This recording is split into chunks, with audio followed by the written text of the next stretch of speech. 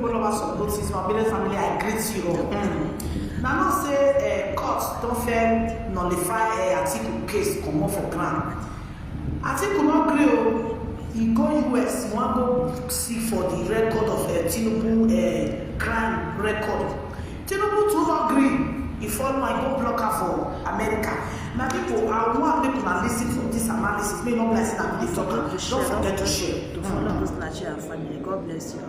Despite the fact that all parties have closed their cases at the Presidential Election Petition Tribunal, Atiku Abubakar, the candidate of the PDP, is still making moves in the United States to unearth the real records of Tinibu at the Chicago State University. Remember that Tinibu's counsel tendered his Chicago State University records in evidence, but Atiku is not satisfied with it. That's why he made this new court filing in the United States through his counsel, Angela Louis. Atiku is seeking new documents from Chicago State University under subpoena. Atiku wants the court to give him record of Tinibu's admission and acceptance in the university, his dates of attendance, and the degrees and awards he obtained from the university. Atiku told the court that he wants to test the truth and veracity of Tinibu's assertions at the court in Nigeria, that he wants to verify the authenticity of the documents that Tinibu submitted before contesting for the presidential election. This seems very straightforward. Anyone that has nothing to hide will not object to providing more information to prove that actually what he submitted were the correct documents. It's not hidden that it was him that actually attended the Chicago State University in the 70s. Even if the university has an obligation to inform Tinibu before furnishing Atiku the documents, if Tinibu has nothing to hide, he wouldn't object. Although in this case, being under subpoena, the university doesn't need his approval before they comply with the subpoena. So one would expect that it should be simple. You submitted documents, I want to verify if truly these documents aren't forged, that they came from Chicago State University. And the normal process, the person goes to court to subpoena the university to provide the documents. At this stage, Atiku should get the documents, right? No. Tinibu doesn't want him to get those documents because definitely he has something to hide. Because if he doesn't have anything to hide, why did he hire an attorney to block the subpoena? Yes, we'll get back to what the attorney told the court.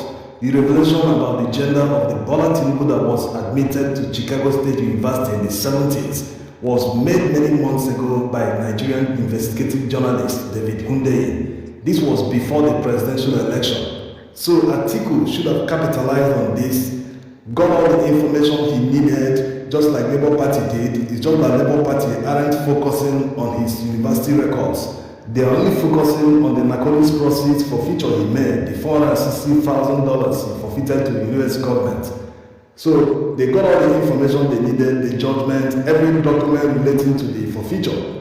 They assembled everything, kept it down, waiting for the Presidential Election Petition Tribunal to start so that they will use it to nullify his candidacy.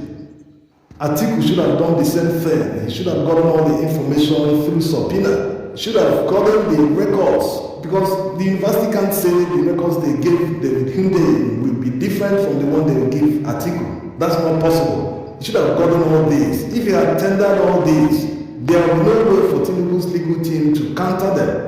Just like his Guinean passport, Atiku also brought that to court. They should have sent someone to Guinea. How much will it cost them to go to Guinea and obtain all the records, notarize them, make everything official? His ally is no longer the president of Guinea, so it should have been easy for them to get everything they need from that country. So that when they tender them, no one can say, this was downloaded from the internet, this is hearsay. They will just knock it off based on technicality. But when you do everything the way it's supposed to be done, that the documents came from the government of Guinea, which will prove that it is real, that it wasn't just downloaded from the internet, that the passport actually exists. With that, no one can prove you wrong, and the court will establish that indeed Tinibu lied in his INEC form, that he had no other nationality apart from Nigerian nationality. Which of course, you know what it means. If that is established, that will amount to instant disqualification. Now, let's see how Tinibu responded to Atiku's subpoena through his counsel, Victor Henderson. He told the court to strike off Atiku's request because no court heard and granted the order that based on rules 219 and 137 of the Illinois Supreme Court rules, Atiku's petition was invalid because they gave only 6 days for compliance instead of the normal 14 days. In this case, what happens, because obviously Tinibu's attorney is looking at technicality, they don't want to comply with the subpoena. If they have these records already with the university, they can supply the information needed under 2 days, not to talk of the 6 days.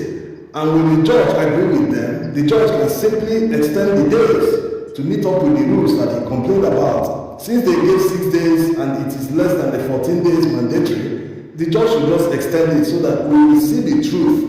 Although the truth is already known, but in this case, let it be the candidate in the presidential election that is obtaining the information from the Chicago State University himself.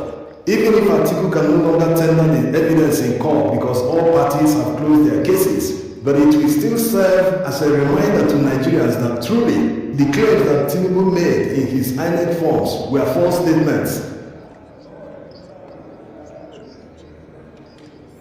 It's a pity that Chicago State University seems to be helping Tinibu to conceal the information, because if they have these records, why is it taking them time to supply them to Atiku? It's simple. We want to know who this guy is, because the first information that came out from the university when the Tinibu made the request showed that the person called Bola Tinibu that was admitted to university had a female gender. And we know that that's not the Bola Tinibu we know today. So it's simple. Let Nigerians know the truth. If someone wants to serve people, the people that he wants to serve deserve the right to know who the person truly is. They deserve the right to know his date of birth. They deserve the right to know his childhood friends, how he grew up, all his history, like other past presidents. The more he continues to hide information, the more it arouses curiosity. Why not just come out clean? Tell us so that we can stop. Because if he refuses to tell us, people will continue to dig. They will continue to dig into his past to know truly who this man is, what he did in the past. A lot of information. One last thing to know is that in the eyes of the law, when a party is blocking evidence, they are suppressing evidence, they don't want people to see the evidence, the court will now become prejudicial. They will assume with prejudice that the information the person is hiding will be injurious to the person. For instance, INEC, they dodged subpoena. They refused to deliver all the documents required of them, despite a court order. On the other hand, they have come to court in one of their replies. They said that Labour Party failed to prove that they won the election. So truly, they suppressed information. They refused to provide evidence despite a court order, and now turns around and say, the person couldn't prove his case. So they are just playing the court, playing with the laws, feeling that nothing will happen, no consequence, that they will get away with it. That's why a lot of amendments to the Electoral Act are needed going forward.